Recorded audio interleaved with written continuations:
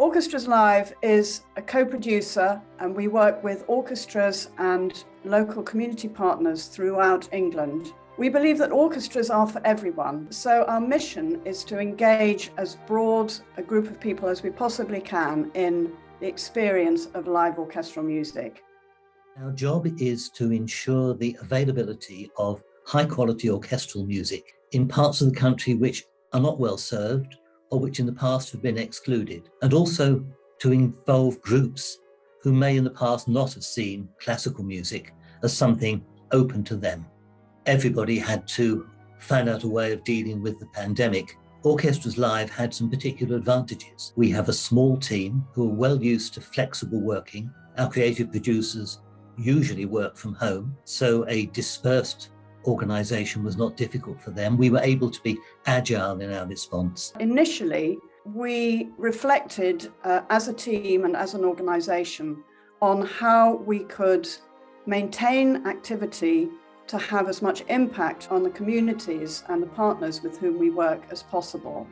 In terms of the work itself, our key focus was on the impact on the communities that we work with. And so it was really important that particularly our producer team consulted with partners and learnt as much as they possibly could about how the pandemic and how lockdown was affecting them, and therefore what could we do with our orchestra partners that would help to alleviate that. We worked with 48 partners, we delivered 43 projects, and we worked with 17 orchestras.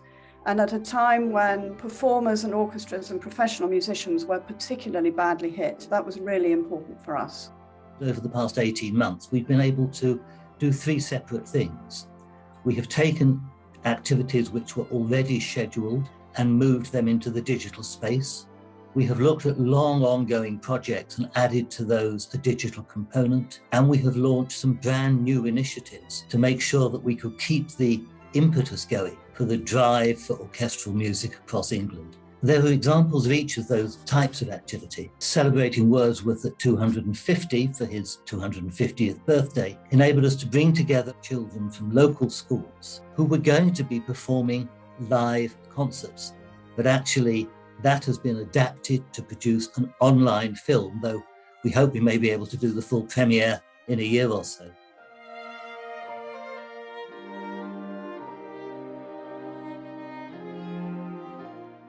One brand new project that we developed was our Share Sound project, and that very much responded to the concerns that we heard from music education hubs, that they were really, really worried about what would happen to young people's ensemble playing and the opportunities that they would have to play together, because that just wasn't possible in lockdown when children were playing and practicing in their own homes and in their own rooms. I think it was really good to communicate and talk and compose with other really good musicians throughout the whole county, as well as working with people from the Philharmonic Orchestra and James as well, all really good musicians, and it was a really good experience to be able to do that. I think I've learned to be more confident with my playing and play by myself, even because it's more intimidating playing by yourself than playing with a group, I feel. It was great sharing ideas and being able to play music with other musicians during lockdown. We were able to put into practice a lot of the things that we learnt as we pivoted those other projects onto digital. And we used the digital space in a very concerted way, actually, to produce diverse, inclusive and high quality music outcomes. We were absolutely thrilled when we had feedback from the young people who were involved. 80% of those young people said that they, in the course of that project, did something that they didn't know that they were capable of. One of the things about working on Zoom is that we're all that much closer and that much more equal. And that is a brilliant thing about Zoom, because it means that when you look at the tiles on the screen, everybody's the same. Whether you're an professional orchestral musician, a music hub teacher, whether you're a young person, you're all the same. And I feel like some young people are stepping forward in a way that I imagine those young people might not in real life. And in fact, we get some feedback from the hubs to say exactly that.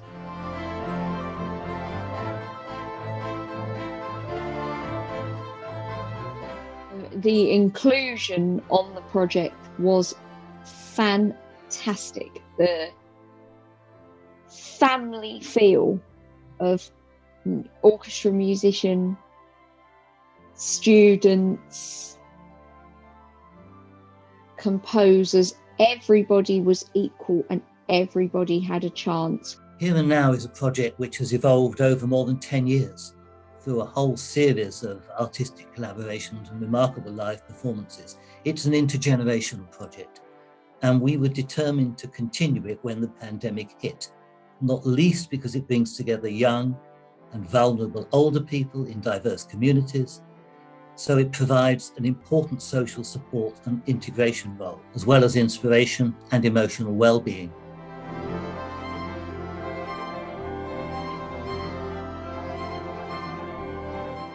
We've taken responsibility during the 18 months of the pandemic to help the whole of the orchestral sector to investigate, consider, and find new ways of working forward. We've had a series of events which we called Regenerate, which tackled individual topics relevant to orchestral music, and as you'll gather from the title, was forward-looking, what can be done.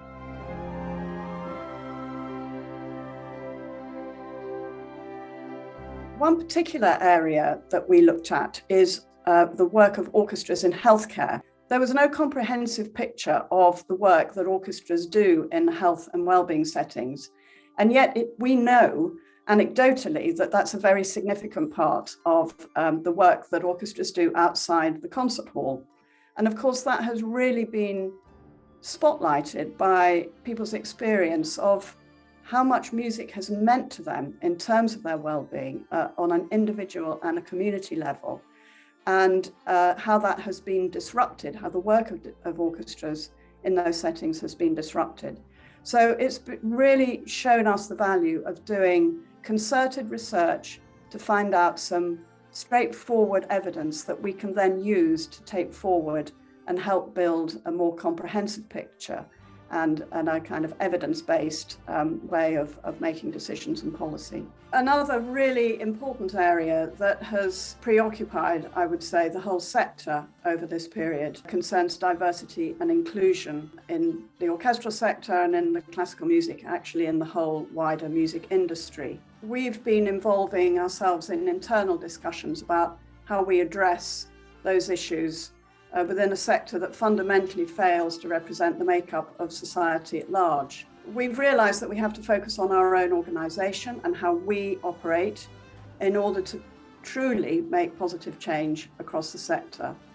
The board has constituted a diversity and inclusion committee, which looks specifically at what we do, what we could do better, and how we can do that better. One of the ways that we've been helped in doing that is by partnering with other organisations like Black Lives in Music, like Sound and Music, who have developed a very comprehensive way of approaching recruitment within the creative sector called the Fair Access Principles. We've also used the I'm In audit tool that was developed by music masters.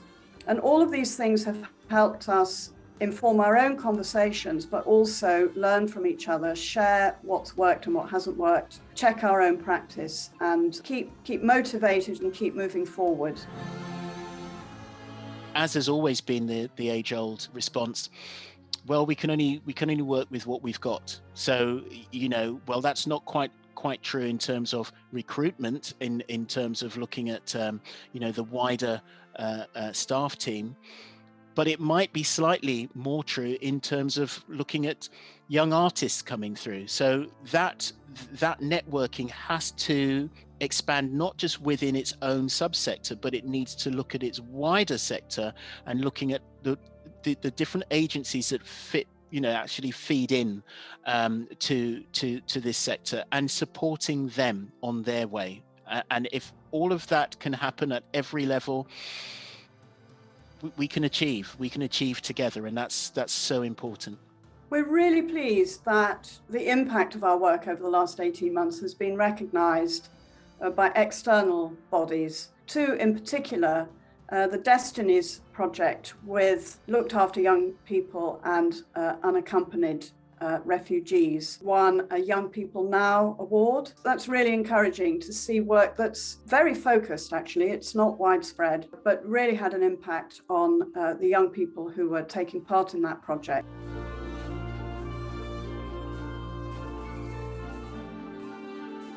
The Ivors Award, a national award for composition, and we were thrilled that Oliver Vibrance won an award for his new piece that we commissioned to be performed by Able Orchestra at the ABO conference.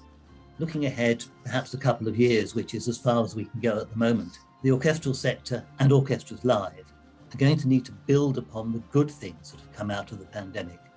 From our point of view, that would include continuing work on diversity and inclusion and working with our partners in community co-creation. So we get a real legacy out of the digital work that we've done, and the things that we have learned to do differently, we can then take forward. We've learned a lot about how to deliver some of our core principles at the heart of our work, how we can give agency, give creative agency to people in those places. And what's more, we've learned how exciting and what high quality the results of that can be working with our orchestra partners. We think that a new project, Create Space, will build on the legacy of Share Sound, providing new ways of working and something like a virtual touring network. We're really absolutely delighted that we're going to be one of the founder partners on a project in the Midlands that has arisen from Arts Council England's Fair and Inclusive Classical Music Report.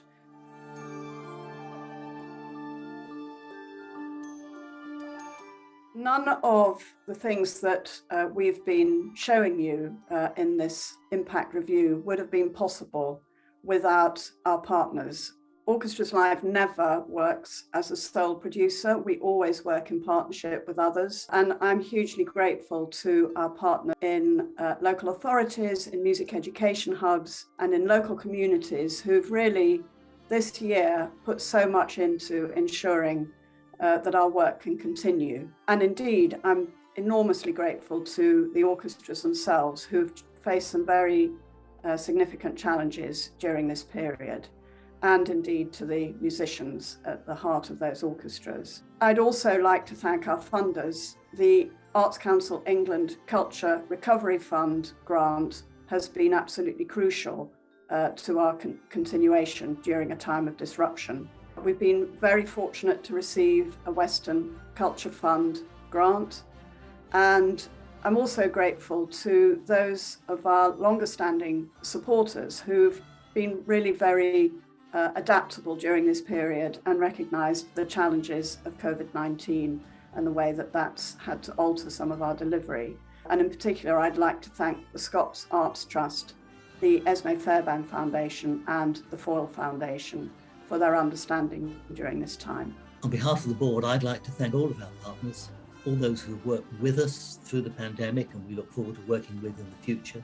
I'd like to thank our funders, and on behalf of the board of Orchestras Live, I'd like to thank our team, the exec, for keeping going amazingly well and challenging us and challenging the sector.